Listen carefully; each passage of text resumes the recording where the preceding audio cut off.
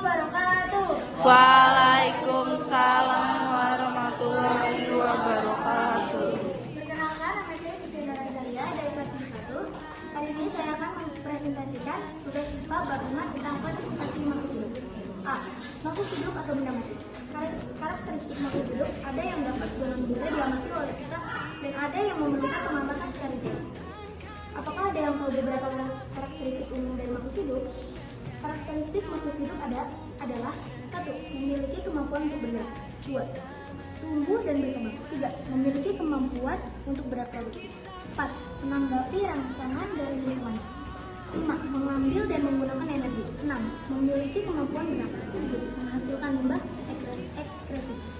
8. Tumbuh tersusun dari satu atau banyak sel. Penjelasan mengenai karakteristik makhluk hidup. 1. Makhluk hidup memiliki kemampuan untuk bergerak. Gerakan hewan mudah untuk diamati. Berbeda halnya dengan tumbuhan yang bergerak secara lambat dan sulit untuk diamati secara langsung. Salah satu contohnya adalah gerakan mendekatnya daun putih manis, Mimosa pudica. Saat disentuh seperti ini pada bentuk ini danas.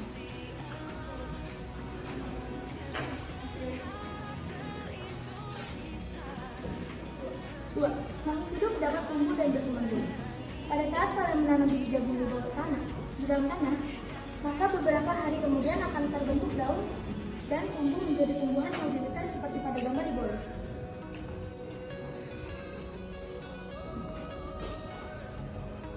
3. Makhluk hidup memiliki kemampuan reproduksi. Reproduksi dapat terjadi secara seksual maupun aseksual. Perhatikan gambar di samping yang menunjukkan reproduksi seksual pada ayam dengan cara bertelur.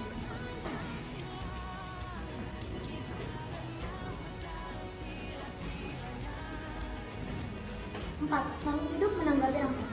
Perubahan lingkungan internal dan eksternal disebut stimulus. Reaksi terhadap perubahan lingkungan disebut dengan respons. Stimulus dalam kasus ini adalah cahaya matahari dan tanggapannya adalah berubahnya posisi bunga matahari seperti pada gambar.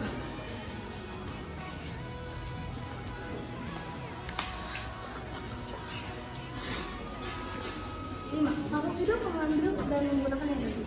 Makhluk hidup mengambil dan menggunakan energi untuk bergerak, tumbuh, berkembang biak, dan menjalankan fungsi tubuh lainnya. Tumbuhan menggunakan energi untuk melakukan fotosintesis. Fotosintesis adalah proses pengubahan senyawa sederhana, karbon dioksida dan air, menjadi senyawa kompleks, glukosa. Organisme yang mendapatkan energi dari organisme lain disebut heterotrof. Sebagian energi akan hilang ke lingkungan dalam bentuk panas atau zat. Pada dasarnya energi tidak dapat diciptakan atau dimusnahkan, begitupun sebaliknya. Hukum ini dikenal dengan istilah hukum kekekalan energi. Organisme yang dapat membuat makanan sendiri disebut produsen atau autotrof. Ini contoh gambar.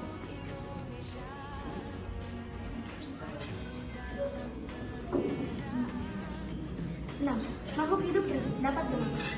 Zat sisa dari proses oksidasi adalah karbon dioksida dan protein. Sama halnya dengan hewan, tumbuhan juga memerlukan oksigen untuk proses oksidasi zat makanan dan menghasilkan zat sisa yang sama, yaitu karbon dioksida dan protein. Selain itu, tumbuhan mengikat karbon dioksida yang digunakan untuk proses oksidasi. Jadi, tumbuhan sedikit berbeda dengan hewan karena menggunakan gas oksigen dan karbon dioksida.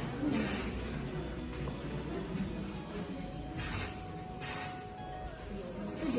Makhluk hidup menghasilkan zat sisa. Proses pengeluaran zat sisa metabolisme ini disebut dengan ekskresi. Manusia menghasilkan zat sisa karbon dioksida dan uap air dari proses respirasi seluler dan mengeluarkannya melalui proses bernapas. Kita juga mengeluarkan zat sisa lainnya dari tubuh dengan cara berkeringat dan mengeluarkan udara. Adapun tumbuhan yang menggunakan daun untuk mengeluarkan gas karbon dioksida yang merupakan zat sisa respirasi sel.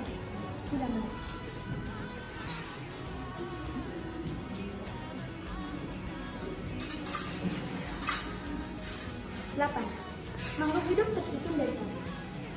Makhluk hidup ada yang tersusun dari satu sel, uniselular, seperti Artemisium, amoeba, dan Euglena.